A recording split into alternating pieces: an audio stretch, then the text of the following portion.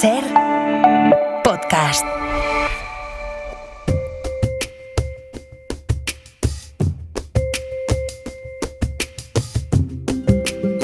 Hoy por Hoy Magazine.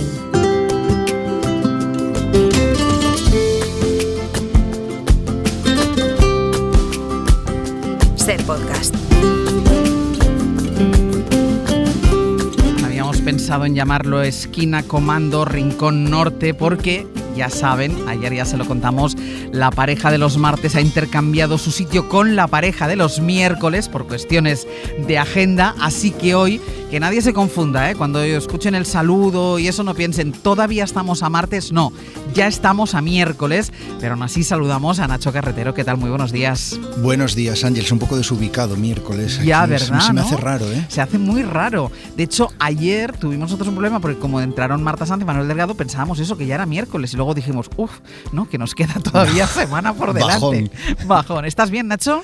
Estoy bien, estoy en Coruña porque ayer murió mi abuelo, sí. Y entonces hemos venido a arroparlo. Bueno, tu abuelo que era todo un personaje, de él habíamos hablado aquí en esta sección. Sí, hablamos varias veces, don Martín Pou. La verdad es que donde hay que firmar, porque murió con 97 años, rodeado de los suyos, sin sufrir, preguntando por el resultado del Deportivo, esto no es broma en los últimos momentos, y dejando un legado que es, bueno, entre otras muchas cosas, el de Aspronaga, de la Asociación para la Integración de Personas con Discapacidad Intelectual, que impulsó con otros padres y madres de Coruña en los años 50 y 60, y que hoy es un centro laboral y un colegio para gente con discapacidad, y que un poco fue el motor mi tía Chus, que tenía síndrome de Down, y que bueno, es el legado que deja mi abuelo, que me hace sentir muy orgulloso a mí y a todos los suyos que estos días le estamos arropando, le estamos velando, y que quería aprovechar esta ventanita que me ofreces pues para recordarlo y para rendirle el tributo. Claro que sí. ¿Él te escuchaba en la radio?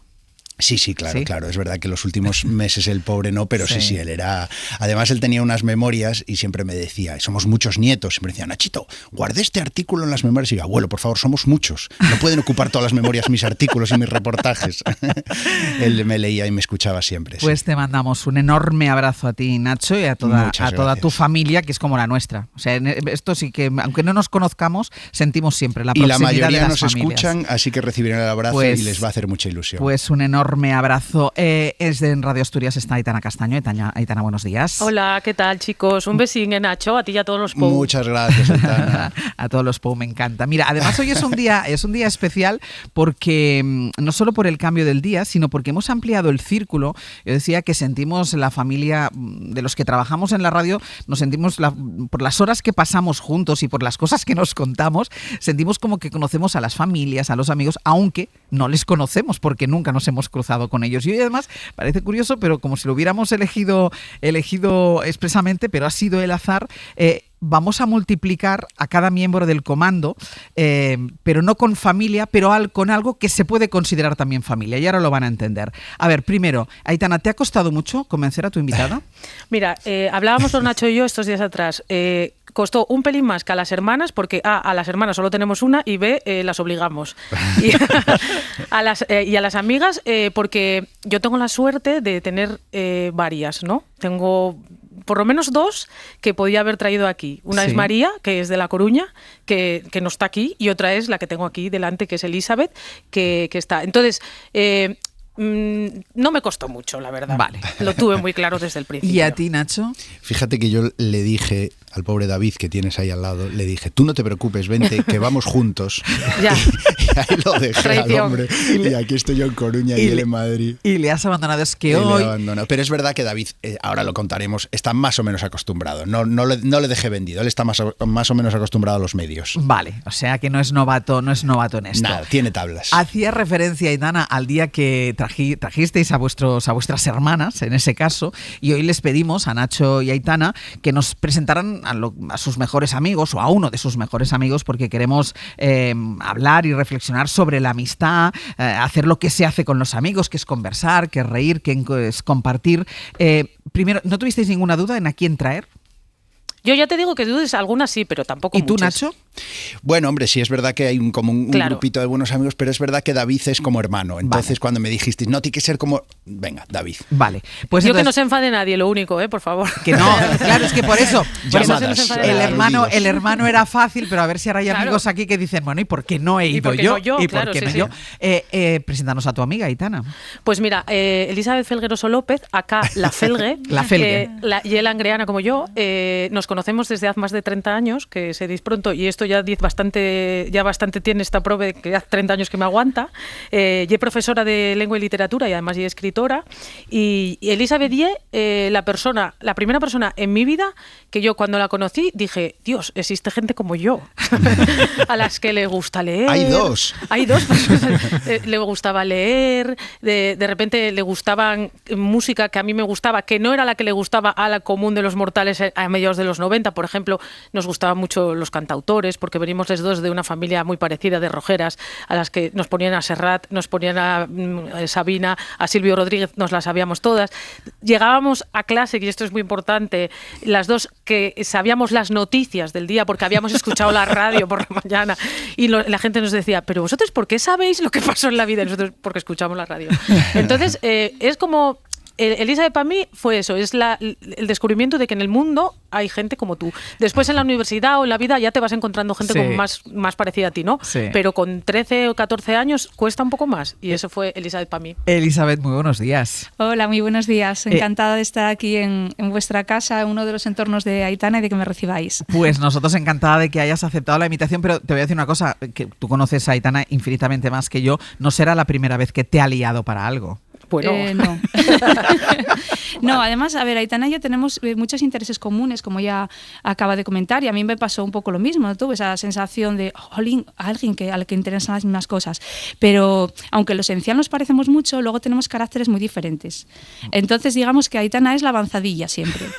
Y yo soy la que fluye, porque bueno, yo soy una persona pues que me adapta bastante, soy una persona flexible, entonces como, bueno, pues me parece bien. Hay que cantar, venga, voy a cantar. Pues y Elizabeth, bueno, a lo mejor yo no sería la primera que me arrancara a cantar, pero oye, pues me parece buena idea que te hayas arrancado tú a cantar. Pero me encanta la definición, yo soy la que fluye, eso me parece maravilloso. Nacho, ¿quién has traído tú? Bueno, pues yo, claro, te estaba hablando de David Quinzán, pero para mí es Quinzán, para todos los amigos es Quinzán, siempre fue Quinzán. Bueno, la Felgue para ella, Quinzán para ti. Sí, que es músico de profesión, que es cumple ese requisito que buscábamos un poco, y un amigo de la infancia, que se pueden contar con los dedos de una mano.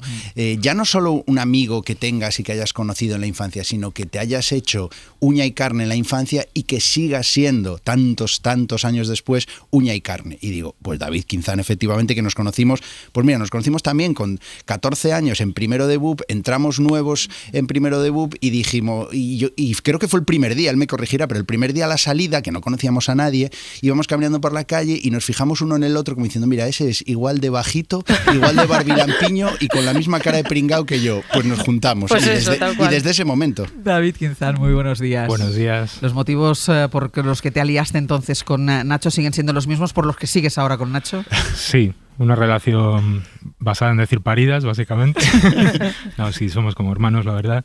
Y corroboro esto de que fue el primer día de colegio en compañía de María allí en Coruña, que bajando los dos, porque vivíamos cerca además del cole, y bajando los dos, él me dijo, tú.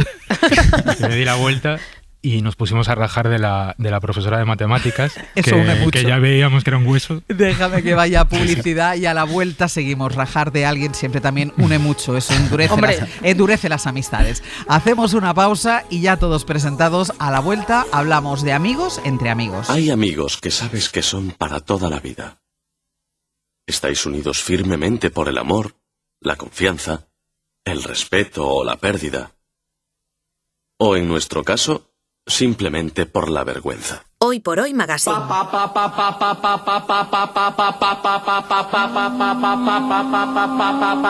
Ser podcast.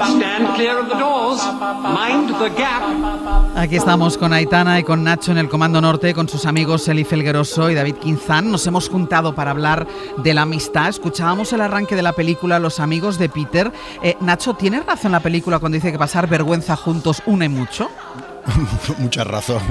Sí, la verdad es muy gracioso porque Quinzán y yo estábamos estos días diciendo, a ver, vamos a buscar alguna anécdota para contar, y me decía, joder, yo no encuentro ninguna que se pueda contar en antena. Es increíble, es un buen resumen de nuestra amistad. ¿No hay ninguna que podáis contar en antena? Yo creo que hay una que bueno, que igual... Vamos a intentar. Venga, Sí, dale, venga. dale, Voy a la contar gente, una está, que no- la gente está con lo del Sí. Papa. Que ponga que empieza Marcos a pensar en los pitidos. Exacto. A mí con Nacho la verdad que me han pasado muchas cosas, pero la única que me ha pasado así que tenga que ver con la policía ha sido con él. ¿Por qué no me extraña? Y ya. Esta es la que se puede contar, Sí, imaginaos. sí, esta es con la policía que se puede contar. Nada, pues fuimos en un furgón los dos, no sé si se puede llamar detenidos o no, en Coruña. Porque en una de estas ideas nuestras de bombero, bueno, en este caso, la verdad que más de él. Y tú dejaste fluir. Sí, yo soy también como. Tú eres como él, Yo tú voy eres como detrás, él, yo voy sí. detrás siempre, sí. Sí. Y entonces, pues Nacho me dijo, oye, que tengo que hacer un trabajo para la escuela de producción. Él estaba haciendo producción audiovisual. Entonces me dijo, entonces voy a hacer un reportaje fotográfico de antes de que empiece el partido, no sé qué, el Depor, tal cual. Y nada, fuimos allí. Yo creo que yo le dejé una cámara de fotos que tenía y nos pusimos a sacar fotos allí como locos y tal. Y claro, sacando fotos también a la policía que estaba ahí. Ah, claro. Sin querer, sin Claro. querer. Sí, ya. No, claro, no. Sí. sino La policía como que, estaba. Claro, formaba parte. Formaba parte. Pero yo, claro, cada vez veía que nos miraban así más tal, y de repente se nos acercó allí un pitbull y nos dijo, ¿qué estáis haciendo? Y nosotros, no, un trabajo, tal, no sé qué. Y yo, no, es un trabajo de él. Un ¿sabes? trabajo. Deberes. Claro. Son Y dice, deberes. pues me vais a acompañar. y nada, nos llevaron a comisaría y no recuerdo, porque claro, una cámara analógica, entonces no creo que no Hay que llegaron decir ni- que yo creo que el policía se aburría porque éramos dos chavales haciendo fotos Sí. ahí y el tío se aburría y dijo, bueno, pues me acompañáis. Os vais Que a recuerdo que enterar. además Quinzán llevaba una camiseta con una icurriña y dijimos, todo Sí. perfecto. todo Claro, perfecto. sí, perfecto. Sí. Épocas que tiene uno. Épocas, Sí. exacto. ¿Y vosotros habéis pasado mucha vergüenza juntas? Bueno, yo he de decir que esta pregunta no nos encaja mucho. Porque no tenéis vergüenza ninguna de las dos. Aitana no tiene lo que digamos un alto sentido de la vergüenza y ya sabéis que yo me adapto. En este programa, Y tú dejas fluir. sí. Entonces, mira, para que os hagáis una idea, nosotras nos conocimos el primer día de instituto. Como vosotros. Entonces, como... claro, Sí. vosotros igual, Sí, ¿no? igual, sí. Entonces, claro, de aquella veníamos del cole, en lo que ahora sería tercero de la ESO, primero de BUP, era lo tercero de la ESO, veníamos del cole, yo de otro pueblo, bueno, y Aitana también, a un instituto mucho más grande, en el que el primer día yo personalmente intentaba pasar desapercibida. Llegamos a la Spoiler, clase- yo no. Mira, no hacía falta. Este matiz no hacía falta. Llegamos a la clase de historia y la profe tuvo... Que se llamaba Ladi. Tuvo a bien hacernos unas breves preguntas como para conocernos mejor, ¿no? Entonces nos preguntaba el nombre, si teníamos hermanos, profesión del padre, de la madre, me acuerdo perfectamente. Y claro, la gente empezaba a ver Arias, no sé qué, empezó por orden alfabético. En aquellos momentos, en Llangreu, Cuenca Minera Asturiana, pues el 90% de la gente decía, tengo hermanos, tengo mi padre minero, mi madre, se decía una cosa terrorífica que era lo de sus labores. Sí. Poco afortunada, pero se decía así, ¿no? Entonces, cuando llega Aitana Castaño Díaz, ¿tienes hermanos? Sí, tengo una. Profesión del padre, torero. Me sigue haciendo súper gracia, la verdad. silencio sepulcral y risa. Y yo en aquel momento de verdad no lo interpreté como una payasada o como querer dar la nota, sino era como todo tan protocolario, tan solemne, estábamos todos tan encogidos en la silla que yo lo vi como una manera de romper el hielo Sí. y decir, bueno, pues nos vamos a relajar, ¿no? Y nos relajamos. De hecho, la profesora tuvo todo el curso un tachón porque tuvo que tacharlo de torero. Pues tuvo un tachón en su libreta y lo peor de todo es que esa profesora Ladi, que igual nos está escuchando, era del mi pueblo y conocía a mi padre desde que había nacido. Y sabía perfectamente que no era torero. No, que no había llegado a tomar la alternativa a mi padre por lo que fuera. Una pregunta, porque decía, a partir de la amistad entre vosotros, para reflexionar, ¿qué se considera, Nacho? ¿Tú qué consideras? O sea, ¿por qué es David uno de tus mejores amigos? No quiero decir tu mejor amigo porque habrá otros. Uno de tus mejores amigos. ¿Qué hay que tener? O sea, ¿en qué se tiene que basar la relación? Mira, yo creo que hay algo como muy inconsciente. Conectas con alguien de verdad, que te sientes atraído realmente, que te sientes cómodo, que te sientes en sintonía y que solo años después te haces preguntas de este tipo. ¿Pero ¿por qué me apetece tanto estar con él? ¿Por qué me acudo tanto a él? Y yo creo que hay algo como un poco inconsciente y que tiene que ver, creo, en mi caso por lo menos y con Quinzán, con la admiración, tiene que ver con la bondad. Quinzán me parece un auténtico cacho de pan y eso es algo que me hace sentir cómodo y luego también creo que tiene que ver con una característica muy de él que yo le digo, y es que no se toma demasiado en serio a sí mismo. Es un tío que pone las cosas en su medida justa, que no le preocupa demasiado los asuntos que a otros les... Y entonces eso transmite bastante paz y creo que es algo que conecta y que a mí personalmente me hace sentir cómodo con él. Y eso, David, ¿cómo se cultiva? Porque es verdad que las dos parejas sois amigos desde jóvenes, pero luego la vida te va llevando por muchos sitios, ¿eh? Y quien tú crees en un momento determinado de la vida que será tu amigo para siempre, después la vida te va llevando por otros derroteros y ese amigo para siempre sigue estando ahí, pero bueno, se va perdiendo el contacto. ¿Cómo se cultiva el contacto? Yo estoy con Nacho, es un poco una cosa inconsciente y que la sientes, bueno, me voy a poner un poco cursi, pero la sientes como un regalo de la vida, porque para mí Nacho es el hermano que... Yo tengo una hermana, pero es el hermano que no he tenido. Y, bueno, pues no sé, siempre ha estado ahí, siempre portándose genial, apoyándome en todo. No sé... hasta en el bolo sí, aquel. Sí. Hasta en el furgón policial. Sí, en todas partes. Sí, me acuerdo que un concierto que hice cuando yo estaba más activo con mi proyecto, con mis canciones y tal, y fue en la FNAC de Leganés, si no me equivoco, y solo había 2 personas. Una de ellas era Nacho y la otra una persona muy cercana a Nacho. Entonces le digo, joder, es que, tío, hasta en el concierto que menos gente ha venido en mi vida, eras tú el que estaba. Estaba el de seguridad mirando y casi se lo lleva. Claro. Por armar jaleo. Yo creo que hay como una cosa muy de química, de todo esto que están diciendo Nacho y David, porque yo creo que me pasa con mis amigos y amigues que yo estoy enamorada de ellas. Yo hay algo de verdad que no es lo que dicen ellos, ¿no? Que no se puede, no sé, que no es tangible, que no. Sí, pero Aitana, ¿cómo se hace para que no haya distanciamiento? Bueno, a veces no se puede evitar. A veces la vida, pues yo qué sé, el espacio-tiempo. Mira, Elizabeth ahora vive en Cantabria y sin embargo, pues seguimos en contacto. Yo estuve muchos años en Madrid, 5 años en Madrid cuando estudiaba, y todas las semanas de mi vida recibía una carta de Elizabeth que era igual que Lola, porque me contaba lo que pasaba en la cuenca minera, que cuando tienes 18, 19 años, pues imaginaos lo que era, ¿no? Pero bueno, eso es cultivar la amistad. Bueno, claro, eso es trabajarlo. Eso es trabajar. Entonces, ¿qué pasa para que cuando se pierde? Pues yo qué sé, a veces yo creo que se tiene que perder. O sea, es que a lo mejor no es tanta amistad. Si se pierde del todo, es que no es tanta amistad. Yo conozco gente que ahora tenemos muchas redes sociales y tenemos el móvil que podemos hacer videollamadas. Yo conozco al hijo, Elisa tiene un neno que se llama Mael, al que yo veo crecer, aunque viva lejos de mí. Hace muchísimos años...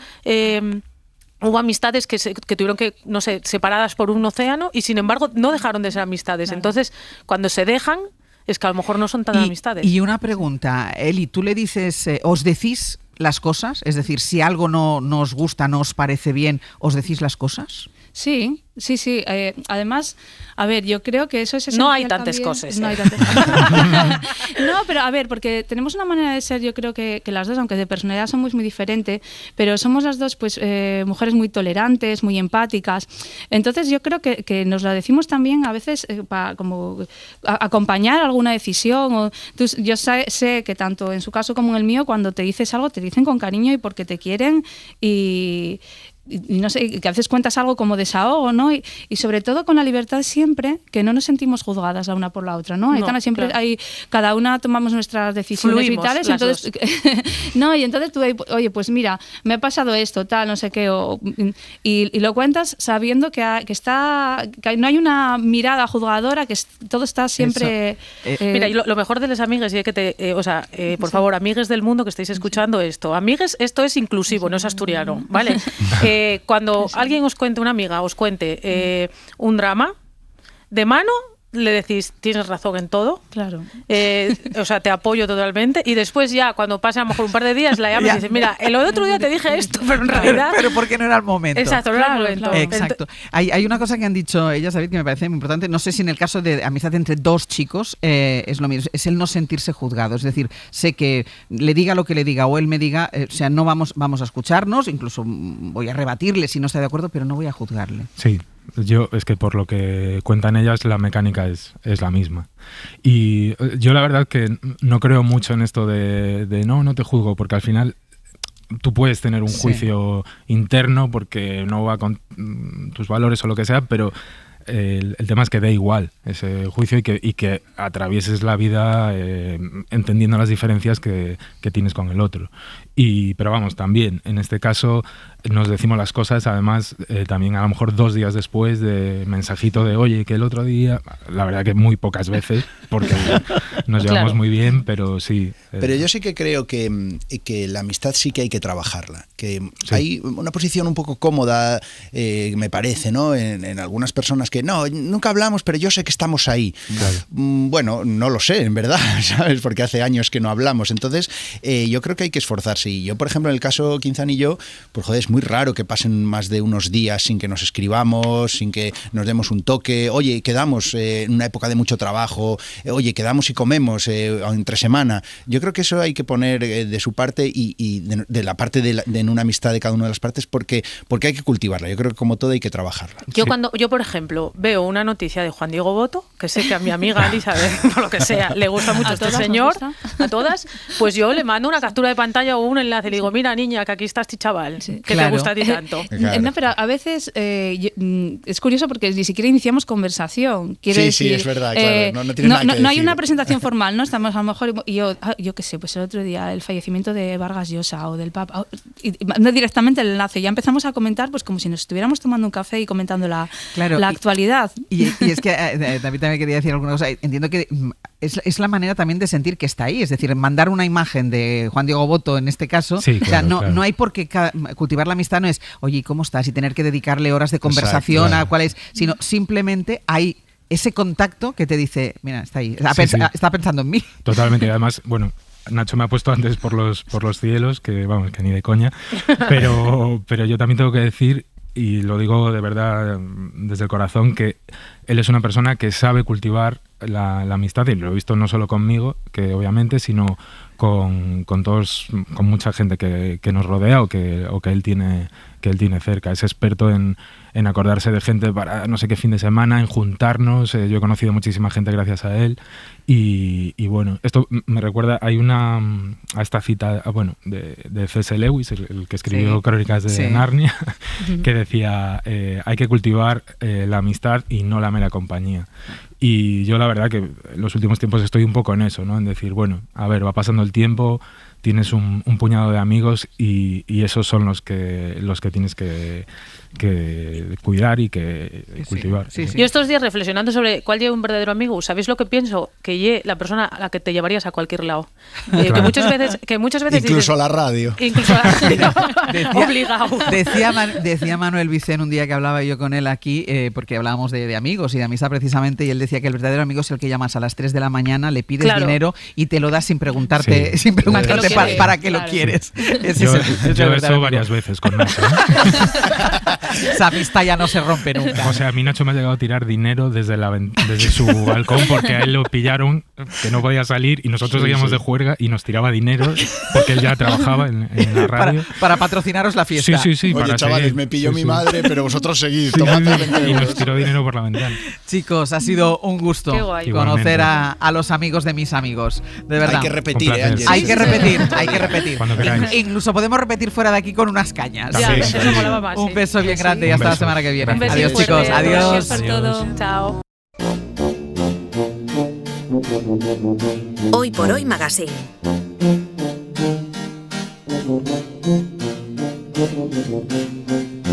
Ser podcast.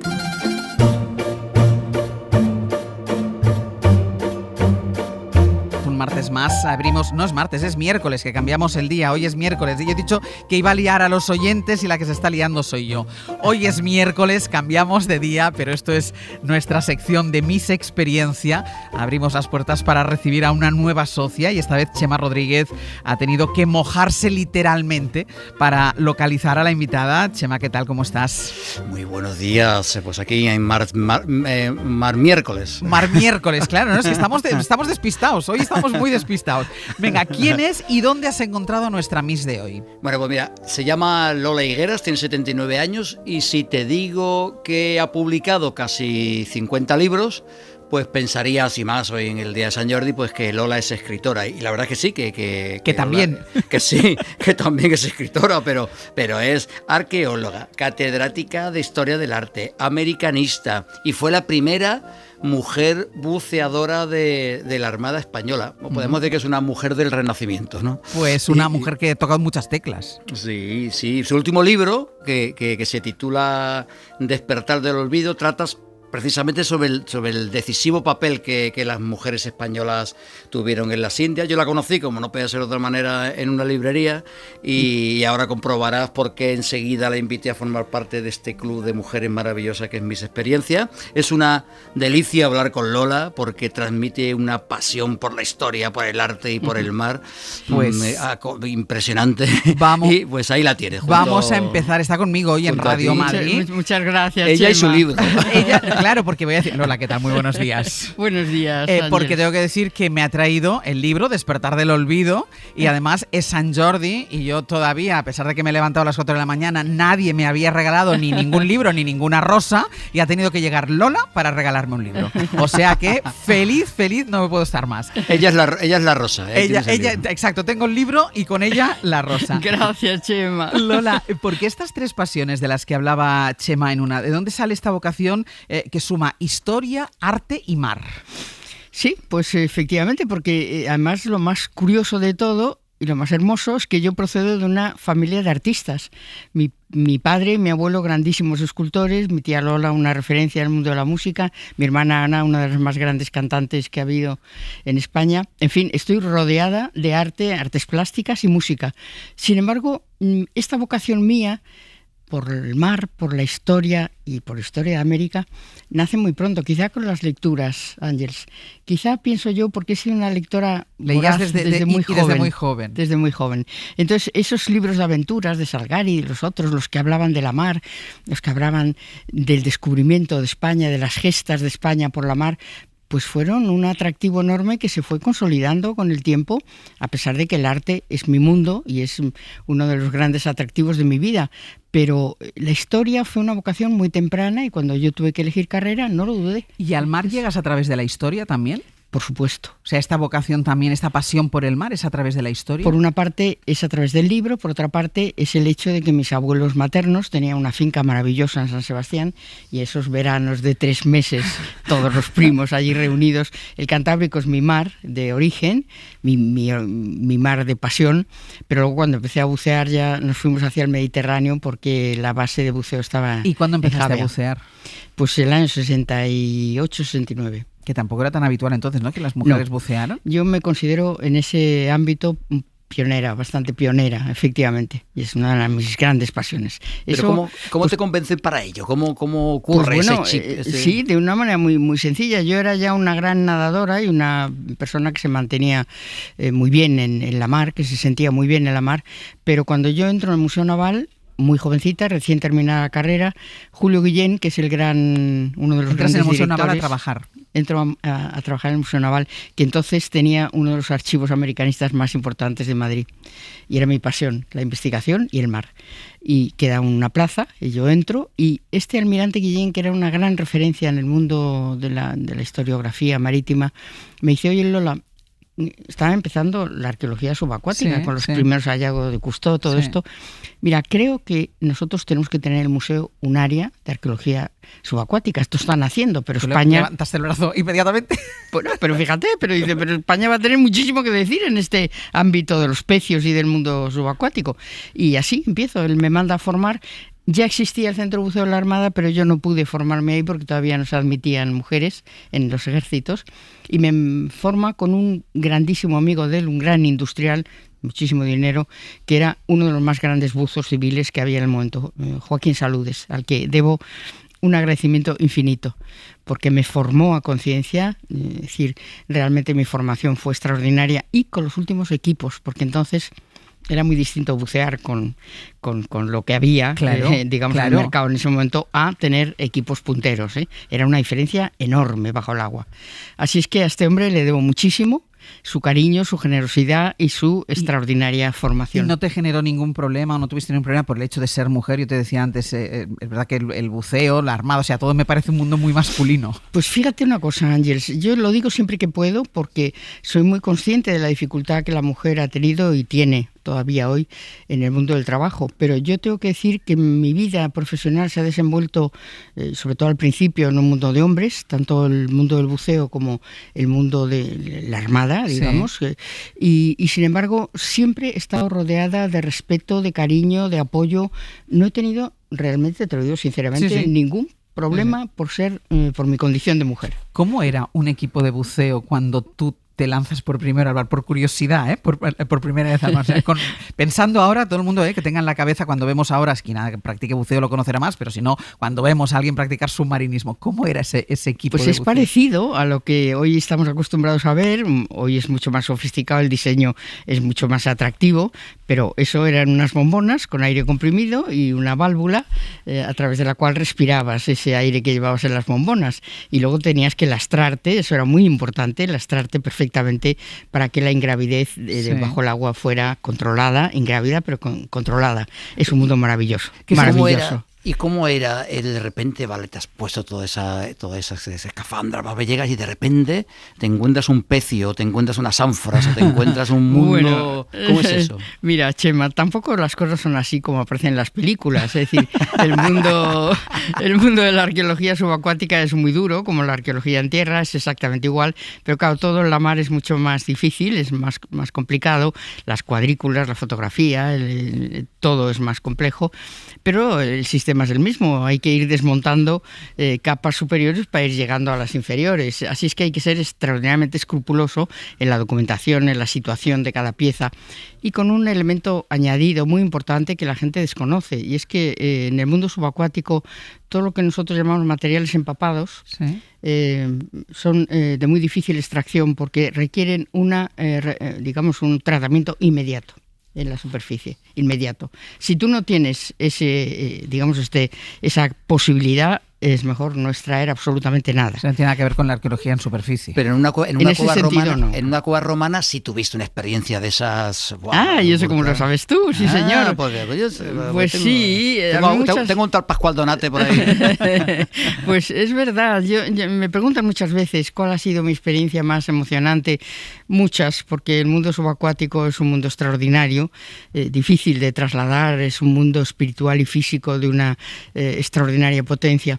Pero yo tuve una experiencia, como muy bien dices, muy especialmente interesante para mí y emocionante, que fue en Liguria, en un congreso. Durante un congreso los italianos estaban buscando una gruta sumergida que se conocía por un movimiento telúrico, no sé exactamente cuál era el origen de la inmersión de esta cueva, que había sido, se sabía, el estudio de un gran escultor romano. Te puedes imaginar que yo, hija y nieta de escultores, aquello me atraía extraordinariamente. Y esta gente me dijo, no, pues ven con nosotros, acabamos de encontrarla, ven con nosotros y vamos, entramos, ¿no? A ver lo que pasa ahí. Y fue un momento verdaderamente extraordinario, ¿no? Ahí en la Liguria. Extraordinario porque la cueva estaba bastante intacta, digamos, sumergida, pero bastante intacta. Las herramientas del escultor, bloques intactos, sin trabajar, bloques a medio esculpir, figuras terminadas, bueno, una cosa verdaderamente extraordinaria. Mi pasión por el mundo clásico unida a mi pasión por la escultura. Imagínate. Y el buceo. Y debajo del mar. Y debajo del mar. Por eso te digo, quizás sea de las experiencias más bonitas a recordar. ¿Están bien documentados los naufragios? ¿Hay mucha documentación para que vosotros podáis trabajar? Hay muchísima documentación. En el Centro de Estudios Histórico-Navales Subacuáticos, que se funda en el Museo Naval, que es muy pionero en España, pues hemos documentado en torno a los 2.000 pecios españoles perfectamente documentados. Nosotros tenemos unos archivos muy ricos, tanto los Austria como los Borbones tenían una administración muy prolija y cada naufragio tenía un expediente muy completo del porqué, de lo que iban, el cargamento, etcétera, dónde. Claro, tenemos localizados muchísimos, pero otro tema muy distinto es abordarlos. Primero, por la profundidad, depende de la cota. Si nosotros tenemos ese pecio a una cota de 12, 15, 20, hasta 30 metros, pues se puede trabajar arqueológicamente. Pero si está en una cota inferior, A veces ya no es posible, es muy laborioso, es muy caro en todo caso. Cualquier experiencia de excavación subacuática es muy cara y por eso vamos un poco por el camino del mundo internacional que tanto hemos intentado, ¿no? Yo especialmente desde el Museo Naval, porque por ejemplo ahora hay un proyecto muy interesante patrocinado por la UNESCO en el Mediterráneo con arqueología clásica, donde participamos todos los países ribereños del Mediterráneo. Ese es el camino, es decir, hacer esfuerzos internacionales, la colaboración de un patrimonio que en definitiva es común. ¿Tú en cuántos naufragios has documentado tú? ¿En cuántos has trabajado? Yo he trabajado relativamente en pocos, pero en España se está trabajando ya normalmente en arqueología subacuática. En esos tiempos era muy difícil hacer arqueología subacuática, pero sí el museo ha sido un faro de información, de recomendaciones, sobre todo yo me he movido muchísimo en representación del museo en el ámbito de la información. ¿Qué es el patrimonio español? ¿Dónde está? ¿Qué es lo que hay que hacer para protegerlo, para no destruirlo? Porque claro hay mucha gente que se lanza ahora al mar, tiran de una cabeza de ánfora o de lo que sea y se destruye la posibilidad de localizar ese hallazgo, ¿no? Claro. Es muy importante la información. Bueno, eso sí se ha hecho una labor muy importantísima desde el Museo Naval de Madrid. ¿Sigues buceando? Hace años que ya no buceo, porque a mí lo que me gusta es bucear como he buceado, hacer ciencia y yo nunca he pescado, por supuesto. O sea, tú has buceado para hacer ciencia, para... Sí. Hacer ciencia y conocer la biología. Buceo de placer, poco. Buceo de placer, por supuesto. También. Eso sí. Pero bucear ya con equipos, hace falta un buque, un punto de referencia importante para cargar las bombonas. Hay que tener un equipo, no se puede hacer así alegremente. Lo que yo quiero hacer. Ya. ¿Qué piensa Ángel, que además de los casi 50 libros que ha publicado Lola, tiene otro medio centenar o más de artículos publicados en revistas científicas? Y Lola es de esas mujeres anónimas que cuando hablas con ella... No, que cuando empiezas a rascar dices, pero qué personajazo tengo sentado yo aquí al lado. Bueno, tenéis sentado al lado una persona que lleva 40 años en una profesión con mucha suerte, porque yo siempre lo digo, mi vida ha sido una vida frente al mar, sobre el mar y bajo el mar, naturalmente, pero muy excepcional en el sentido de que yo he podido hacer de mis grandes aficiones mi profesión. Eso es un privilegio que estimo muchísimo y que no sé cuantísima gente lo puede hacer. Yo he tenido esa fortuna y bueno, realmente ha sido una vida profesional muy apasionante. Y el libro que me ha traído, que me ha regalado, que es el último, ¿no? Es el último, sí. Despertar del olvido, que es el decisivo papel de las mujeres españolas en las Indias. ¿Por qué has querido poner el foco ahí? Pues mira, este libro me lo encarga una editorial barcelonesa, Rosa Merón, y estoy muy agradecida además porque me ha dado una libertad absoluta para trabajarlo, orientarlo y organizarlo. Y eso es muy importante para un autor. Y lo he hecho porque, por una parte, este libro es un fresco de toda la epopeya de los españoles que emigraron a América en el siglo XVI con motivo de la gran expansión española hacia América y el Pacífico. Pero la mujer siempre es un elemento oculto en la historia, no sé si te habrás dado cuenta. Ahí hay un texto de Benedetti que a mí me encanta, que lo pongo al principio de todo, que dice que todo es olvido, pero cuando la niebla del olvido se disipa hay mucha memoria. Entonces, eso es lo que yo quería, recuperar de alguna manera esa mujer tan importante en la historia de la humanidad en todos los sentidos, que siempre ha estado ahí, pero que la historia la tiene un poco inmersa en el olvido. Además que te gusta tanto la historia, que te has dedicado tanto. Esto es una constante en la historia, en el arte. La mujer no ha tenido, o sea, incluso las que más podían destacar no han tenido, de hecho hace poco el Prado estaba sacando del olvido a mujeres que son grandes artistazas y grandes pintoras. Que han tenido muchas veces que firmar con nombre de varón, ¿no? Para poder, y son grandísimas artistas. El Prado ha recuperado efectivamente hace muy poco algunas, y bueno, se están recuperando porque la mujer ha estado siempre ahí, y la mujer ha tenido un papel importantísimo. Lo que pasa es que la historia oficial, por decirlo de alguna manera, no las ha recogido.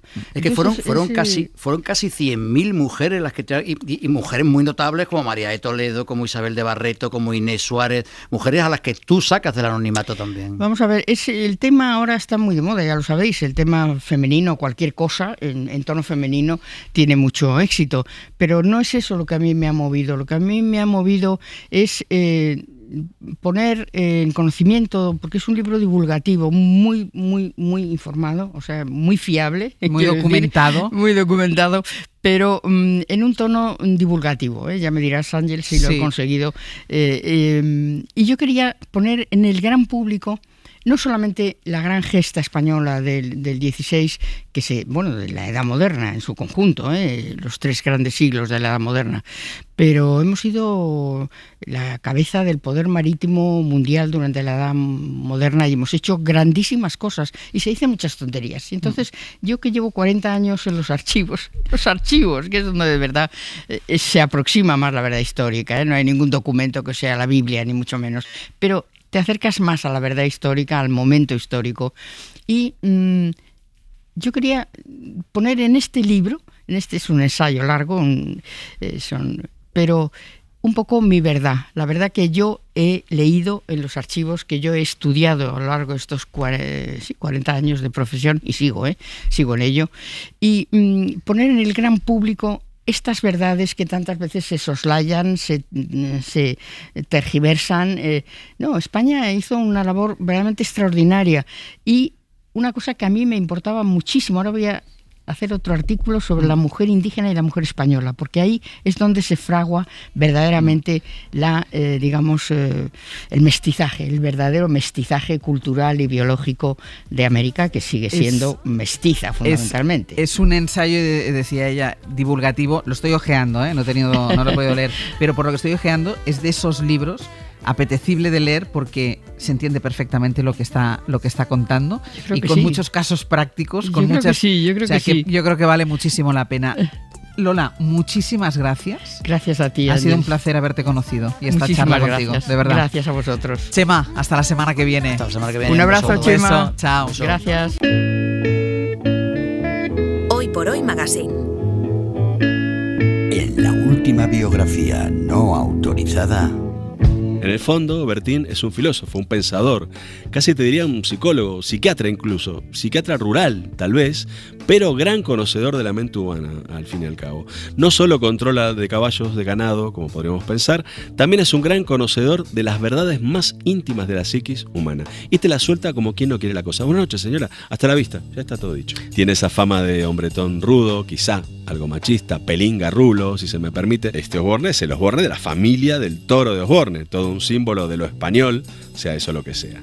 Por cierto, no sé si sabes que el toro de Osborne se casó con la vaca que ríe. Bertín Osborne tiene muchos lados, un lado filósofo, digamos, pensador, conocedor del alma humana, el lado empresario exitoso, que también, el lado narrador, ¿no? Como acabamos de plantear con lo del suspense. En definitiva, Bertín, ese hombre, tiene más lados que fincas. Ser Podcast. Por increíble que parezca, las biografías no autorizadas de muchas personas pueden ser contadas a través de sondeos, estudios de opinión y encuestas. Bueno, no sé si de muchas, pero esta biografía seguro que sí. Roberto Villar, buenos días. Buenos días, Sánchez. Es imposible en este caso trazar la biografía de nuestro personaje de hoy sin hablar de números, de porcentajes y también sin levantar sospechas sobre esos números y esos porcentajes. Biografía no autorizada de Félix Tezanos, mejor conocido como el Cis Campeador. Podré decir que todo era mentira, que todo esto es solo un error. Y tú el Cis Campeador, ¿no? Quería empezar por todo lo alto. Vale. José Félix Tezanos, político, sociólogo y profesor de 78 años. Bueno, según un barómetro encargado por él, solo tendría 74. Los datos bailan un poquito. Le bailan un pelín.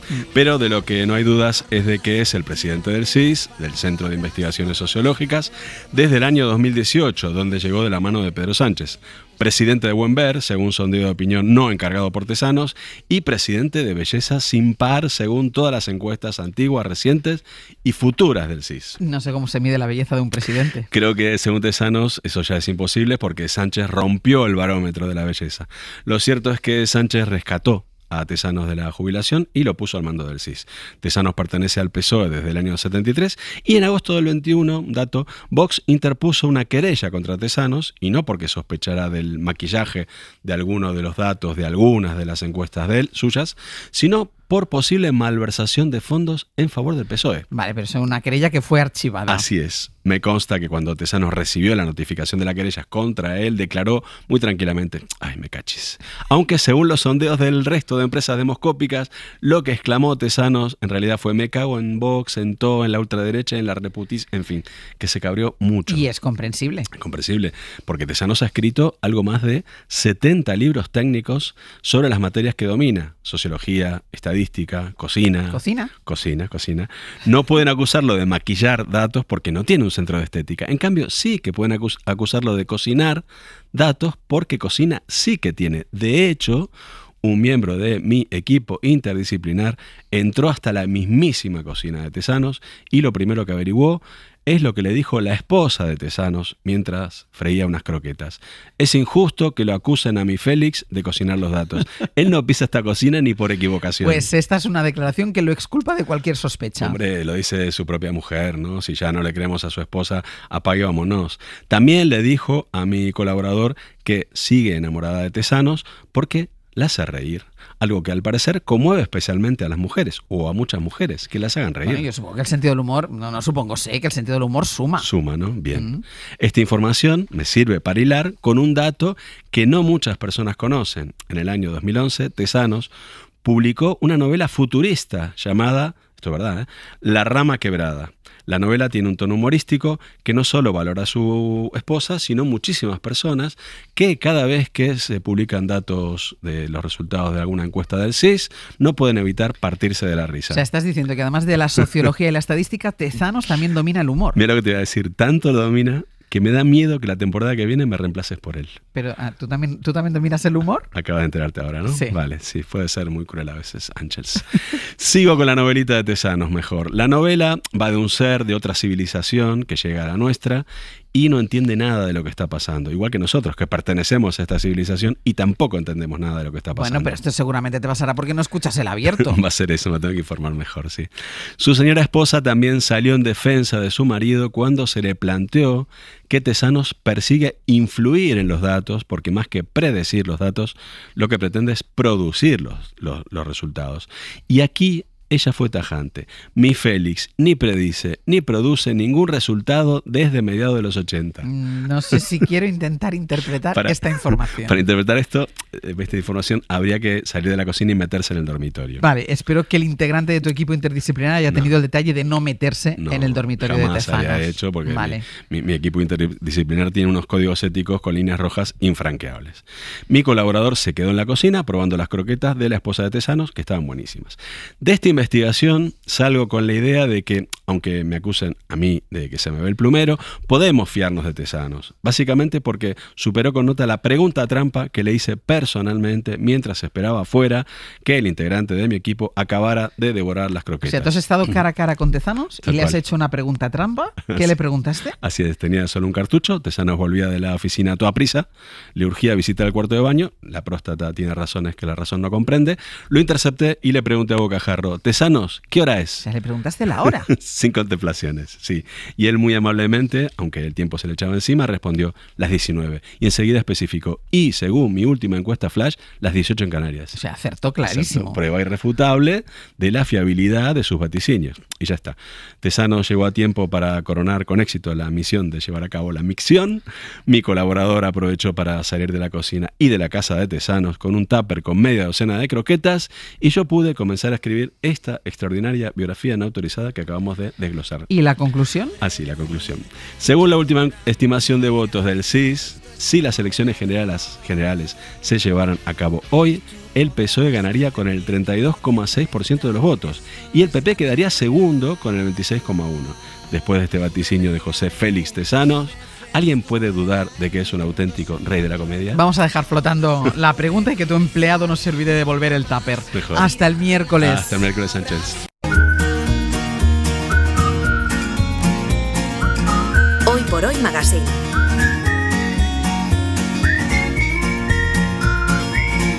Ser podcast. Fes una foto del terrat que des d'aquí es pot veure Mart. Hace 2 semanas dejamos a medias el viaje de ida de Aurora Correa, escritora, niña de la Guerra Española, que terminó en Morelia, en México. Allí la enviaron en 1937 sus padres, que se llamaban Demetria y Miguel, la mandaron a México junto a sus hermanos.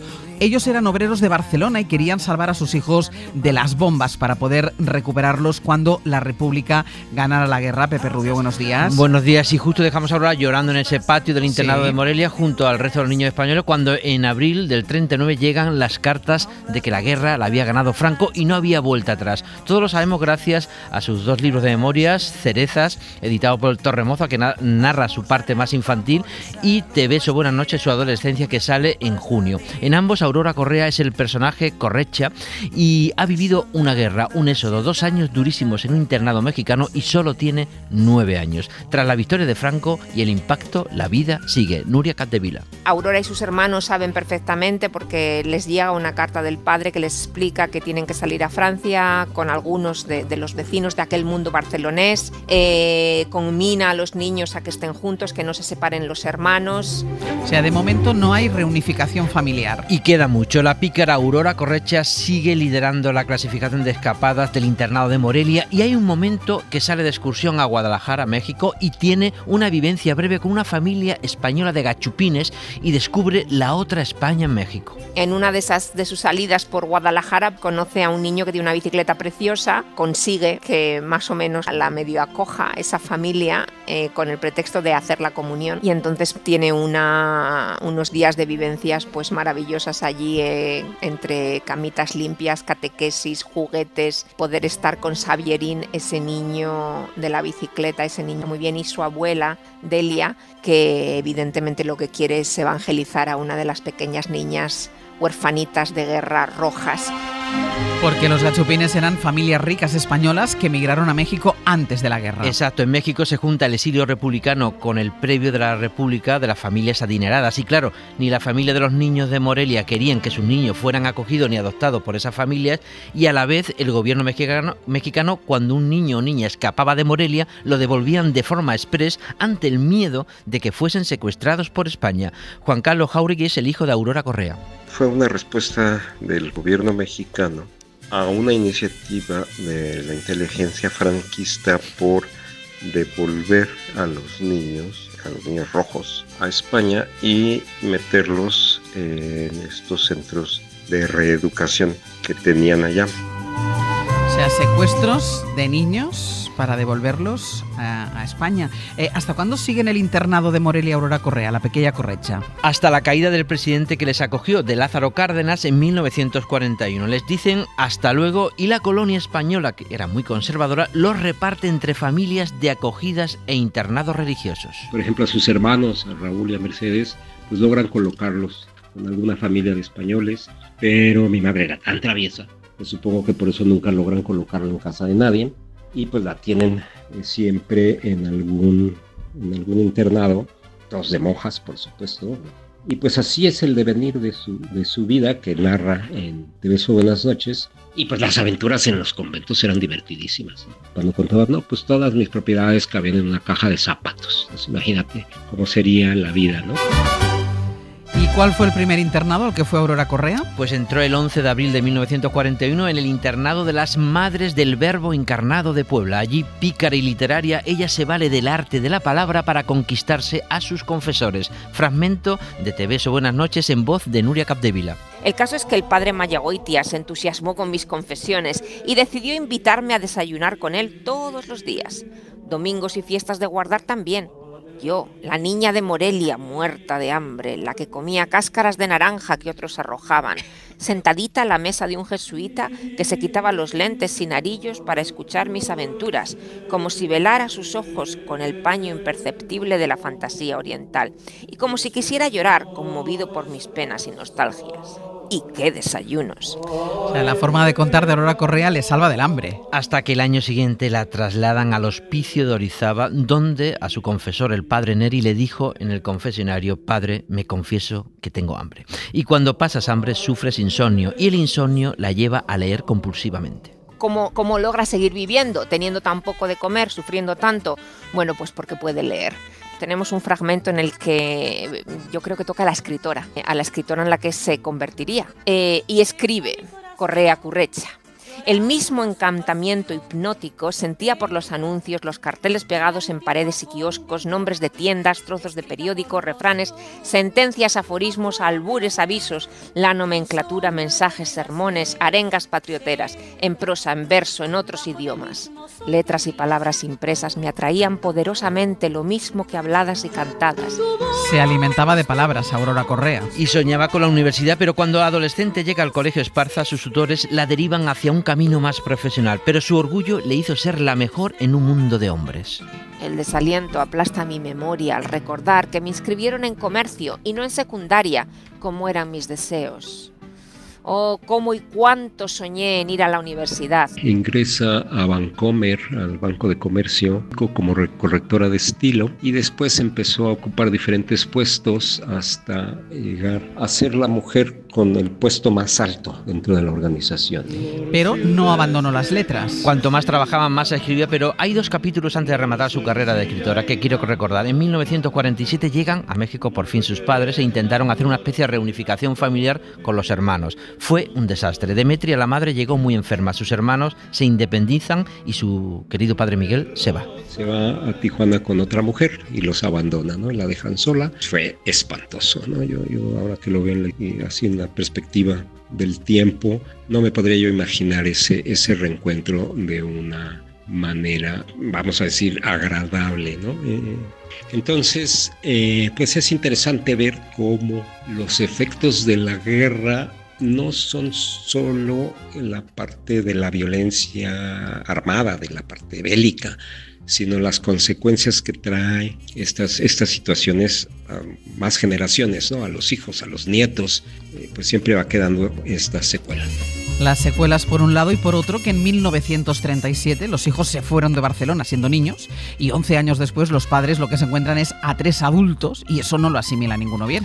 Totalmente, y el segundo desencuentro es el de Patria. En 1968 Aurora Correa vino a España con su hijo para visitar a familia materna y tras un mes aquí se entusiasma y hay un momento que piensa que es el momento de volver definitivamente a España. Deja al hijo con la familia, vuelve a México para dejar todo atado, pero... Y dice, nos contó después, que cuando aterriza y sale del avión en Ciudad de México, pues se da cuenta que ella es mexicana. O sea, ella dice, no, yo vivo en México, yo me quedo en México. Pues es un choque, ¿no? Cultural entre tu pasado familiar, tu infancia y tu vida moderna, tu vida actual. Una postura muy interesante de agradecimiento a México por haberle pues dado la oportunidad de vivir, ¿no? De sobrevivir. No me conozco. Yo pienso que vivo aquí, que moro en este valle de volcanes prehispánicos, prehistóricos. Y no es cierto. Estoy sujeta a un cuerpo, nada más. Lo mismo que una golondrina a un rayo de sol. O sea, España era ya solo el recuerdo de sus primeros 7 años. Por eso se queda en México, vuelve en 1968, participa en la manifestación de octubre de la Plaza de las Tres Culturas, donde salva la vida de milagro, pero volvamos a los años 50, cuando pasa de Correcha a Aurora Correa, Nuria Capdevila. Y en la vida real, Aurora Correa va a encontrar una maestra maravillosa en la intelectual Juana Azahar Vergara. Va a desarrollar como otras poetas de este grupo, como otras mujeres que fueron niñas exiliadas, diferentes oficios relacionados muchas veces con la palabra. Aurora Correa trabaja en el Banco de Comercio, pero a la vez escribe y tiene profesiones relacionadas con las letras. Escribe poesía, es correctora de editoriales como SM o Planeta, hace pinitos de actriz, guiones de películas, y en ese lado cultural y con una familia casi perdida, la clave es la que fue su profesora y amiga Juana Azahar Salazar. Juanita Azahar es descendiente de libaneses y ella era de las pocas mujeres que habían estudiado en la Universidad de México literatura y pues les daba clases a las niñas en el internado Van Dyck. Y Juanita Azahar descubre la habilidad de escritura de Aurora. Esta relación con Juanita Azahar pues se vuelve una relación más allá de maestro-alumno, pues llegan a ser amistades de por vida. Convivíamos con ellos cada semana, ¿no? Más cercanos que con sus propios hermanos. En esa época también Aurora, empieza a estudiar teatro y ya, como ya está volcada en la literatura, en escribir, en la poesía, también contaba que iba de oyente a la universidad a tomar clases. Toda esta vida y adulta de Aurora Correa imagino que se desarrolla en Ciudad de México. Exacto, y paralelamente una vida personal independiente y muy valiente. Vive sola, tiene una relación con un hombre casado y es madre soltera, cría a su hijo Juan Carlos Jáuregui. Nunca puso de pretexto a su hijo, nunca dejó de atenderlo, nunca dejé de ser su prioridad. Tuvo siempre una ideología de independencia. A mí me educó: tú vas a hacer tu vida y yo mi vida. Una feminista, pero no de lucha en las calles, sino una feminista que luchó día a día. Una mujer adelantada para su tiempo, con una modernidad muy importante. Una mujer libre, independiente, que llega muy lejos y que con 7 años no tenía nada. Era una niña muy pobre de la guerra. De ahí la importancia de remarcar que en México hubo 2 exilios republicanos, el mayor de escritores, artistas, pensadores muy burgués, y el menor de estos niños y niñas de Morelia, hijos de la guerra civil, que salieron de la miseria más absoluta. Nuria Capdevila. No muy lejos de donde está Aurora, está Zambrano escribiendo. Y esta tiene que ser la imagen del exilio ahora, después de rescatar a las niñas, después de entender esta experiencia de exilio. El exilio es poliédrico y el exilio tiene una multiplicidad de experiencias enormes. Entonces, no podemos verlo de manera monolítica, sino que tenemos que atender también a experiencias como la de Aurora Correa o las otras niñas del exilio menor, que nos obligan también a una nueva mirada sobre España. Fueron muchos y muy diferentes los exilios y hay que atender a todos. Y gracias a los libros de memoria de Aurora Correa, Cerezas, que ya está en la calle, editado por Torremoza, como decíamos, Si te beso, buena noche, que para junio estará, pues conocemos esa vida de los niños. Su vida tal cual se la contaba a sus nietos para dormir, convertida en el personaje que llamó Correcha. Su obra la vamos conociendo poco a poco y lo que no tardará es su poesía. Todo está en el archivo de la Universidad de Aguascalientes, al que la familia donó todos sus escritos, los publicados y los no publicados, y entre los segundos nos quedamos con este poema en la voz de Nuria Capdevila. Lo escribió ya mayor, como sus memorias, y describe a la niña Correcha. Pobre de dineros y salud, nuca fría de niña, nuca fría de vieja, lobita entre corderos y carneras, solitaria tupida de amistades y nostalgias, millonaria de sueños y poesía. Hemos necesitado 2 días para este viaje de ida a Aurora Correja, pero ha valido muchísimo la pena. Una persona que escribía para ella misma. Un personajazo.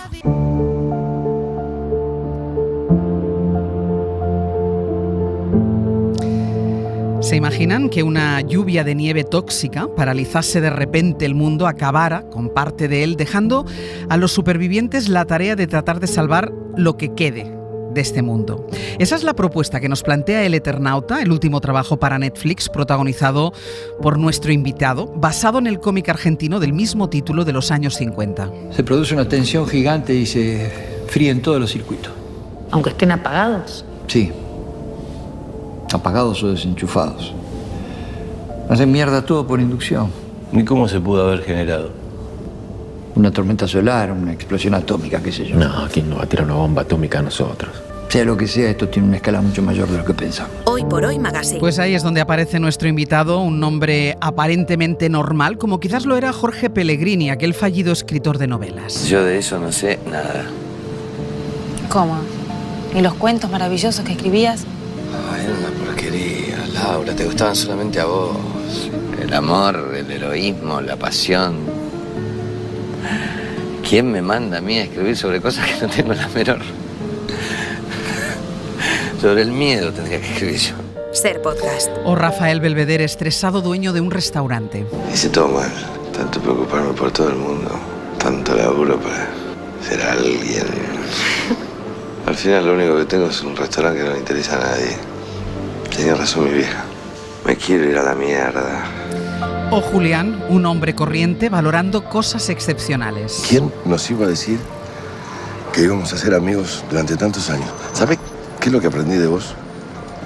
Que nunca pedí nada a cambio. Jamás pasas facturas. Sos generoso.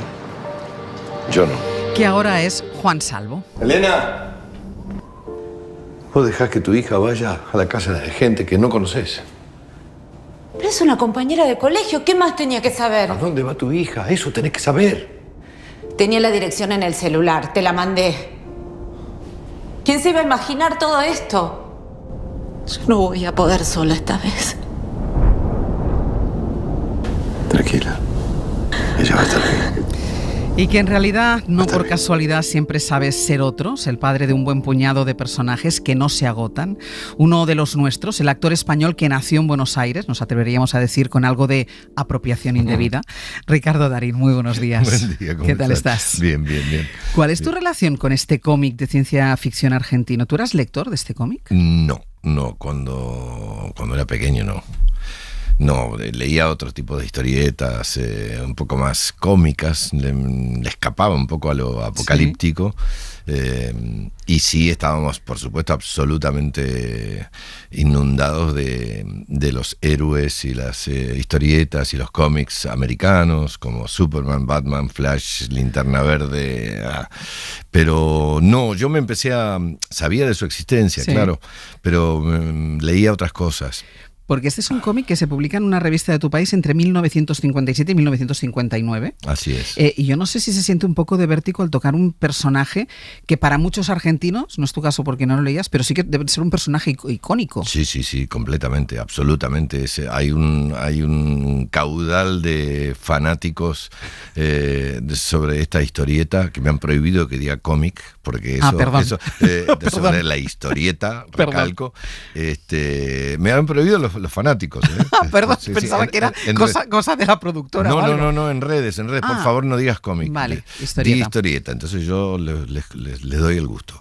Me empecé a enterar de ella, sabía de su existencia, pero ahora por supuesto estoy absolutamente imbuido de todo, pero fue paulatino, episódicamente me fui interesando, a partir de una propuesta que ocurrió hace más de 10 años para llevar a un largometraje en la historia del Porque Eternauta. nunca antes había estado ni en el cine, ni en series, ni nada el personaje. No, pero es una historia que le ha generado atracción a más de uno.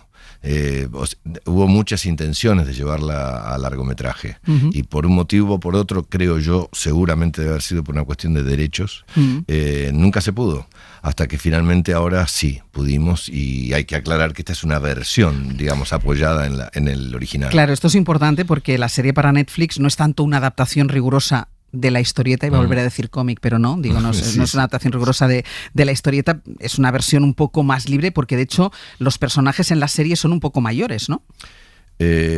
Sí, porque lo que ocurre ahora es que los personajes tienen un pasado. Y en la historieta no necesariamente había, digamos, declaraciones con respecto a eso. Y ahora sí, al tener la necesidad de hacer una versión, encontraron, para mi gusto, inteligentemente la idea de traerla a nuestros días, y razón por la cual, para no despegarse del original, para ser fieles y prudentes y respetuosos, se conservan todas las características de los personajes, pero han pasado más de 30 años, entonces los personajes centrales tienen otras edades. ¿Y tú crees entonces que a esos fans que no nos permiten llamar cómica la historieta, y hacen muy bien además, eso les gustará? No lo sé. Esa es una de las intrigas que tiene toda esta travesura, esta locura, esta aventura. Pero yo creo que sí, porque nuestra versión respira respeto por el original. Estamos absolutamente alineados con lo que persigue, propone y pone sobre la mesa a discutir. Entonces creo que sí, que se van a sentir respetados, y eso es importante. ¿Es tu primera aproximación a un proyecto basado en la ciencia ficción? ¿Tú no habías participado? Sí, no, nunca. Es la primera vez. ¿Y eso te atrajo también desde el primer momento? Es decir, ¿hacer algo nuevo? Sí, siempre es atractivo hacer algo nuevo, es un desafío en nuestro oficio. Salirnos del estándar, de la norma, es algo que te produce un poco de vértigo, pero al mismo tiempo también significa un desafío, y eso es revitalizante. Pero nunca estuve especialmente interesado en hacer ciencia ficción, a sabiendas de que dependemos, sobre todo hoy, de lo que va a ser postproducción, efectos especiales y cosas que están fuera de nuestro control. Y a los actores no nos gusta mucho que las cosas estén fuera de nuestro control. Entonces nunca me sentí especialmente atraído hasta que me crucé con la gente de KIS, que me empezaron a hablar de este tema, especialmente Matías y Leticia, y con Bruno, con Estañaro, que tenía sobre sus espaldas la responsabilidad de llevar adelante el equipo de guionistas y ponerle la firma a la versión, y cuando me contó qué era lo que tenía entre manos, sí, me gustó mucho y dije, bueno, es la oportunidad. ¿Qué puedes contar de tu personaje, de Juan Salvo? Alguien quien parece que en el apellido ya tiene implícito su misión, Juan Salvo. Sí, no debe ser casual. Lo que te puedo decir es que esto lo habrás escuchado millones de veces, es un hombre común, entre comillas, con cierta preparación para algún tipo de contingencias de estas características. Luego vamos a averiguar por qué. Uh-huh. Pero en el grupo inicial en el que se encuentra, que es un grupo de amigos de toda la vida, de 30, 40 años, que se juntan todos los viernes a jugar a las cartas, al truco más precisamente, que es un juego muy, muy argentino, muy rioplatense. Sí. En Uruguay también se juega mucho al truco. Hay muchas historias con respecto a cuál es el origen de... Algunos dicen que es turco, en fin, no sé. Pero se juntan a jugar este juego como una manera de reencontrarse periódicamente y nada, hablar de tonterías como solemos hacer los hombres en esas situaciones.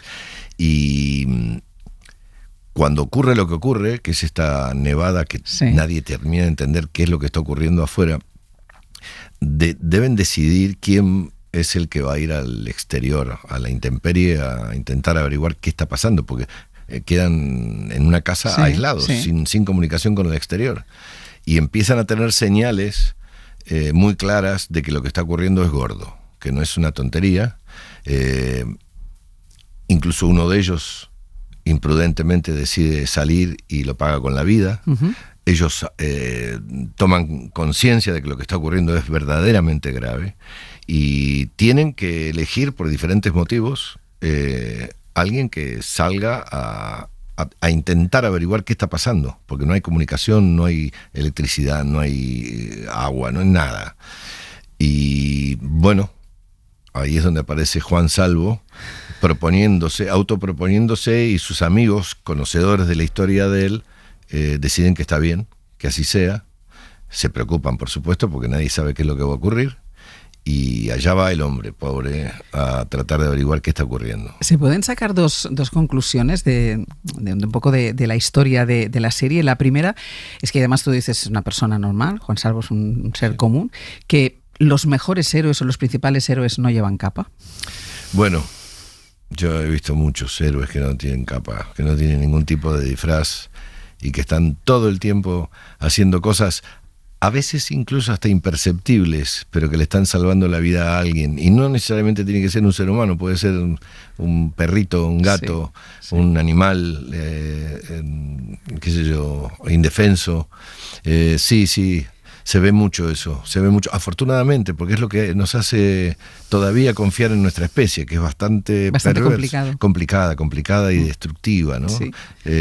Con respecto al hábitat, ni hablar. Nos llevaríamos otras 6 horas como las que venís tratando de descubrir por qué nos comportamos tan mal con nuestro medio ambiente. Esa sería una conclusión, la de los verdaderos héroes sin capa, y otra podría ser, y además en este mundo también, y así también podríamos abrir otro debate que nos llevaría horas sobre el individualismo. Otra conclusión podría ser que de las cosas se sale en comunidad, que de las cosas se sale mejor juntos. Bueno, lo que pasa es que me gusta el planteo. Estamos mal acostumbrados en estas últimas décadas, por no decir siglos, a creer que si uno cuida lo que nosotros decimos en Argentina, nuestra quinta, que es como decir tu parcela, tu territorio, estás a salvo de todo. Y hemos tenido ya demasiadas demostraciones claras, contundentes, de que ni siquiera eso es una garantía. Entonces el descuido por el contacto con el otro, con el vecino, con el amigo, con el de tu barrio, con la comunidad, con el de tu ciudad, con tus compatriotas, y así podemos seguir abriendo la llave, el foco, es un gran error, incluso estratégico. Ya va más allá incluso de las sensibilidades, de de ser empático y sensible con el resto de los seres humanos. Estratégicamente es un gran error, porque lo que le ocurre a los demás muy probablemente nos ocurra a nosotros en algún momento y no lo estemos esperando. Entonces el comportamiento que tengamos con respecto a lo que le pasa a los demás nos da un poco la estatura de qué es lo que podemos esperar. Hay gente que todo el tiempo está pensando en cómo beneficiar a los demás, está atenta a lo que se necesitan, y hay otros que están solamente tratando de hacer dinero. Hay otro tema también muy interesante que plantea la serie y que tiene que ver con la responsabilidad de cuál es nuestro comportamiento ante una gran crisis colectiva. Siento que nos estamos equivocando encerrándonos. Ellos, en cambio, están pensando más allá del dolor de cada uno. Así que están pensando más allá. Yo creo que están pensando bastante más acá. ¿Por qué estás tan alterado? Es gente que conocemos de toda la vida. Vos sos muy ingenua, Ana, sos muy ingenua. ¿Sabés cuánto le va a durar la buena onda a esta gente? 2 semanas. En 2 semanas están todos cagándose a tiros entre ellos. Vos haceme caso a mí, carajo. Pasó un día nada más. La gente buena tiene que seguir existiendo. Esto en menor medida lo vemos en crisis económicas. En Argentina sabéis de eso. Bueno, aquí también ya sabemos mucho también. O en situaciones como la pandemia. No nos conocemos a nosotros mismos hasta que no nos llega hasta que no estamos ante una situación límite. Yo creo que a nosotros mismos puede ser. Lo que no conocemos es a los demás, a los otros. Uno sabe más o menos de qué madera está hecho. El tema es cuando empezamos a veces, tristemente, a descubrir que algunos que creíamos que funcionaban de una forma, en realidad funcionan de otra o están mirando para otro lado. Ya que mencionaste el tema de la pandemia, ahí tuvimos una gran oportunidad, grandísima oportunidad. Yo sí estaba escuchando este fragmento y estaba recordando la famosa frase de la pandemia saldremos mejores. Claro, sí, somos un poco ingenuos. Yo esperaba, por ejemplo, recuerdo que para mí el faro era el año 2000. ¿No? Esas cosas de juventud, de decir, en el 2000 vamos a mirar para adentro, vamos a reflexionar, nos vamos a dar cuenta de que en realidad somos todos hermanos y que no nos podemos atacar entre nosotros, que tenemos que cuidar el lugar en el que vivimos, fortalecerlo, privilegiarlo y demás. Y no solo no ocurrió eso, sino que se acentuaron las individualidades. Y eso es triste, pero también es cierto, para no ponernos melancólicos, que hay mucha gente buena. Hay gente buena, hay gente que aún a pesar de las señales que se reciben de la afuera, no puede con su genio y acude, responde, ayuda, es solidaria. Está lleno de esa gente, sobre todo cuando nos alejamos un poco de las grandes ciudades. Eso es verdad. Porque cuando en las ciudades hay una especie de hacinamiento que nos impide, a pesar de que caminamos todos por las calles codo a codo, nos impide ver el que está al lado, más allá de que a lo mejor miramos para ver si nos sentimos seguros, pero es una mirada totalmente diferente. Pero mira, aún habiendo gente buena, tú decías, yo pensaba en el 2000 y también por generación, ¿no? El 2000. Claro, pues el 2000 todavía, pero ¿y el 2025? Tú eres argentino, tú tienes a Milei de presidente. Sí, también. Por eso digo que estamos preparados para todo. ¿Colectivamente o individualmente? No, creo que colectivamente estamos preparados para todo. Claro, lo digo por la involución, ¿no? Por la sensación de vuelta atrás. Mira, yo creo que este es un momento bisagra, pero no solo en la Argentina, en el mundo. Si mirás con un poco de detención y un poco de sensibilidad, hay señales muy claras de que una parte del mundo pretende ir para un lado y hay otra gran parte del mundo que está mirando absorto, diciendo, pero ¿y cómo vamos a hacer? ¿Cómo va a ser esto? Yo por eso creo que es un momento bisagra. Van a quemar naves tratando de conseguir lo que pretenden, pero me parece que todos, y ya estoy hablando de una comunidad internacional, de alguna forma estamos más instruidos, más despiertos, si se quiere. Por lo menos es mi esperanza. Ojalá no sea como me pasó con la mirada hacia el año 2000, pero pero estamos más hoy tenemos más información. Claro, yo también pienso que pensar así también te permite seguir adelante, porque es que si no, bajémonos, ¿no? No, si no hay que bajar la guardia y eso no, nunca, para atrás ni para tomar el envión. Claro. Hay que ir para adelante y ser buena gente y tratar de comprender incluso aquellas posiciones que nos irritan y decir, bueno, pero ¿por qué le está pasando esto a esta gente? ¿Por qué están tan así? Me parece que la comprensión y la sensibilidad es algo que podría ser contagioso. Lo que pasa es que da un poco de miedo, ¿no? Puedo decir, ¿por qué voy a abrir mi corazón si el otro no está preparado para recibirlo?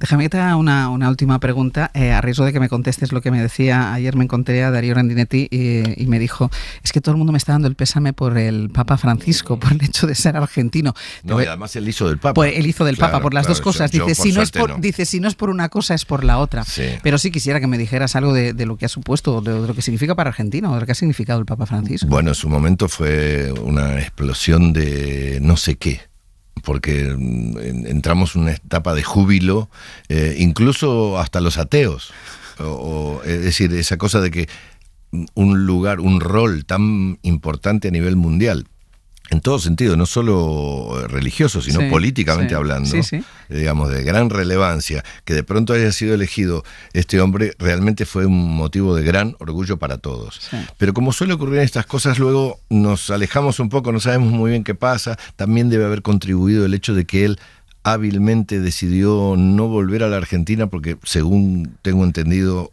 de sus propias palabras, decidió no aportar políticamente a nadie que estuviera en el poder.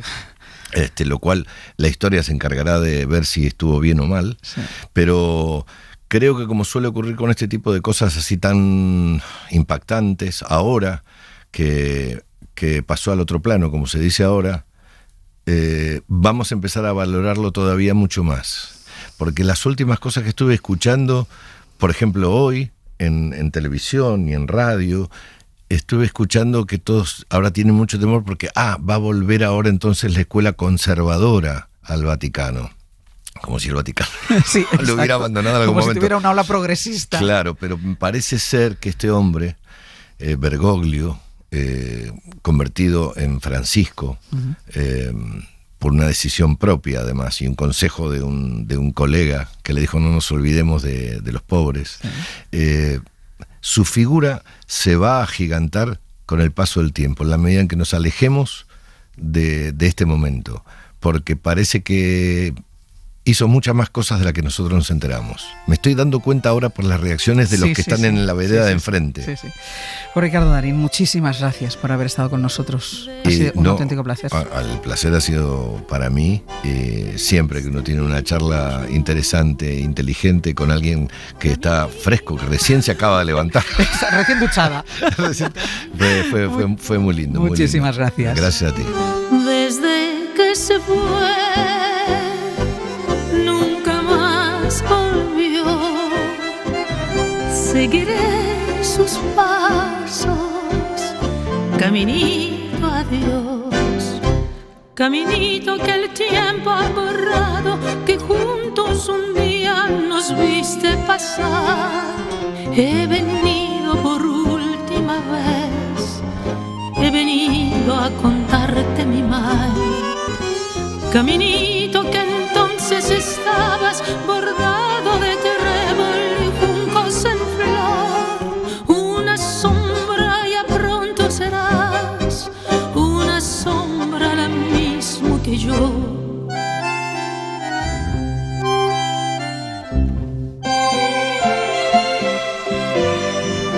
Desde que se fue,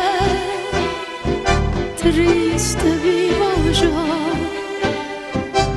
caminito amigo, yo también me voy. Desde que se fue, nunca más volvió, seguiré sus pasos, caminito a Dios. Hoy por Hoy Magazine. Ser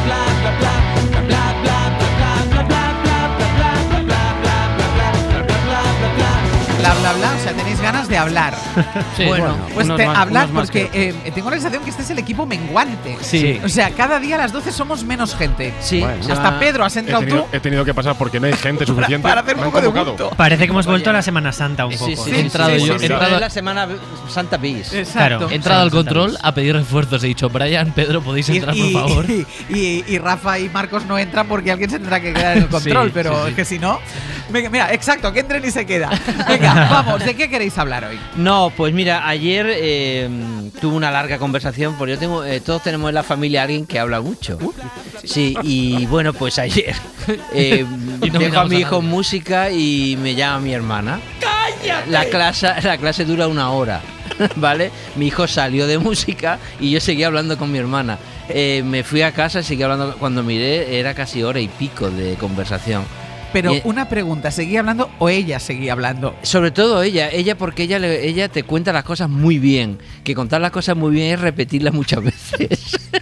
Porque te conoce también. Claro, entonces yo me acuerdo que mi oreja hacía… esto ya que te hace el oído ya como que tienes con la onda del teléfono ahí. Sí. Y claro, digo, Dios mío, todos tenemos a una persona que es maravillosa, mi hermana, pero claro, es… Claro. Yo incluso…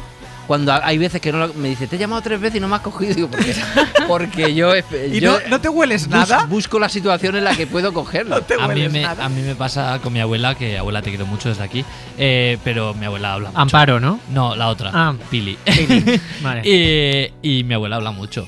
Le queremos mucho, pero habla mucho. Y entonces tú a mi abuela le puedes decir buenos días y ella habla. Y tú estás 3 horas con ella y habla ella. Entonces. Pero hay una cosa muy importante en estos casos, porque yo tengo cerca también a alguien que le pasa lo mismo. Hay que hacer, hay que emitir algún sonido para que sepa que escuchas. No, pero tú esto lo haces. Sí, por supuesto. O sea, de vez en cuando. Que yo a pesar de que habla mucho, yo lo escucho siempre. O sea, no es una cosa de te pones a hablar y no te escucho y desconecto. No le pones en altavoz y te pones a poner la lavadora. Yo lo escucho siempre. Salvo que te digan. No me estás escuchando. ¿Qué he dicho? Eso ya es muerte. Eso es muerte. Y claro, yo creo que dices, sí, ¿qué he dicho? Sí, muerte. Pero eso es que van a pillar, Sebe. Ahí te van a pillar. Yo creo que de ahí he heredado yo también, porque yo le doy a la sin hueso que da gusto. Tú también. Sí, entonces ahí hemos derivado también a hablar un poco de tema audios de WhatsApp. Porque yo casco unos audios que puedes ser candidato a los ondas del podcast. Efectivamente, el año que viene estoy nominado. Yo siempre digo que los audios de WhatsApp, si son superiores a 2 minutos, es una llamada telefónica. Yo lo bajo a 1,5 minutos y he dicho que audios de más de 1,5 minutos es motivo de romper cualquier tipo de relación. Bueno, de amistad. Me parece un poco excesivo, quizás. No. Pues perdona, el audio que manda todas las tardes Sastre es de más de 2 minutos. Pero ese caso se entiende porque es por un motivo laboral y avisa. Yo sí seguro que luego no se lo escucha. No, pues de vez en cuando, a 1,5. Pero una cosa, el audio se puede acelerar. Es lo que yo hago. Pero ¿cómo aceleras a una hermana? En directo. Claro, en la llamada le tienes que decir ponte a 1,5. Ponte a 1,5. Pon tú a Brian al 1,5, ¿sabes? A mí al 2. Porque Brian también debe cascar por teléfono. Casca y casa rápido. A mí con mi padre me pasa justo lo contrario. Mira, ayer llamé a mi padre porque hoy iba a tener una intervención del ojo que al final no va a tener. Y bueno, va a tener ahora, sino la semana que viene, para informar a la audiencia. Marcos, por 1,5. Que mi padre es el típico que tú le llamas y dices, ¿qué tal? Bien. Vamos al grano. Rutina. Y entonces, claro, pues no vas a cortar a los 10 segundos. Claro. Pues bueno, ¿y qué tal el trabajo? ¿Y en casa todo bien? ¿Y qué tal la tata? Y tal, no sé qué. Entonces, pues como que todo el rato le tienes que ir sacando con sacacorchos. Pero no hace si no, falta. La conversación serían 30 segundos y colgaría. Pero mira, esto es lo que duraban las conversaciones entre mi padre y yo. Sí, no, pues es igual. Porque yo hablo muy poco por teléfono y mi padre era igual. Entonces nuestra llamada era, papá, ¿cómo estás? Bien, ¿vosotros? También. ¿Todo bien? Adiós. Eso lo has heredado también. ¿Ya está? Tú, O sea, yo solo llamaba para saber si mi padre estaba bien. Y ya está. O sea, que como tiene que ser, práctico, al pie, como tiene que ser. Exacto. Me cago en todos tus muertos. Por una cabeza de un noble potrillo que justo en la raya afloja al llegar y que al regresar parece decir... Venga, pues vamos ya con el último compás. Brian, tienes el tiempo que tienes, ¿eh? Sí, no voy a ir a 1,5, pero bueno, espero que se me entienda. Venga. A ver, un magazine de delicia hoy como un tango. Mira, hemos hablado del culto a la amistad en el Comando Norte con Aitana, con Nacho y con sus amigos. Maravillosa la historia de Lola Higueras, nuestra Miss Experiencia, primera buceadora de la Armada, que nos ha encantado. La biografía no autorizada de Tezanos, la segunda parte del viaje de ida de Aurora Correa. Todo ya está en podcast, que lo pueden escuchar los oyentes. Pero no a 1,5, que lo escuchen bien, ¿eh? Reposado, una escucha reposada. Vale. Pero me quiero quedar con Ricardo Darín, que nos ha presentado El Eternauta, la serie que protagoniza en Netflix, y hemos hablado con él pues del individualismo, de nuestra reacción ante la crisis, de algunos temas de la serie. Yo creo que a nosotros mismos puede ser, lo que no conocemos es a los demás, a los otros. Uno sabe más o menos de qué madera está hecho. El tema es cuando empezamos a veces, tristemente, a descubrir que algunos que creíamos que funcionaban de una forma, en realidad funcionan de otra o están mirando para otro lado. Ya que mencionaste el tema de la pandemia, ahí somos un poco ingenuos. Yo esperaba, por ejemplo, recuerdo que para mí el faro era el año 2000. ¿No? Esas cosas de juventud, de decir, en el 2000 vamos a mirar para adentro, vamos a reflexionar, nos vamos a dar cuenta de que en realidad somos todos hermanos y que no nos podemos atacar entre nosotros, que tenemos que cuidar el lugar en el que vivimos, fortalecerlo, privilegiarlo y demás. Y no solo no ocurrió eso, sino que se acentuaron las individualidades. Y eso es triste, pero también es cierto, para no ponernos melancólicos, que hay mucha gente buena. También os digo que si te llama Darín por teléfono y está 1 hora hablándote, tampoco pasaría nada. Es que dejar a Ricardo Darín en menos de 1 minuto para el último compás es complicado, ¿eh? Me ha llevado un rato. Él podría haber estado en esta, claro. en esta conversación. Volveremos mañana a partir de las 6. Les esperamos. Pongan el despertador. Un final reñido yo no vuelvo a ver. Pero si algún bingo llega a ser fija el domingo, yo me juego entero, ¿qué le voy a hacer? Por una cabeza, toda la locura, tu boca que besa, borra la tristeza, calma la amargura. Por una cabeza, y ella me olvida, ¿qué importa perderme 1000 veces la vida? ¿Para qué vivir? Hoy por hoy, Àngels Barceló. Para no perderte ningún episodio, síguenos en la aplicación o la web de la SER, Podium Podcast o tu plataforma de audio favorita.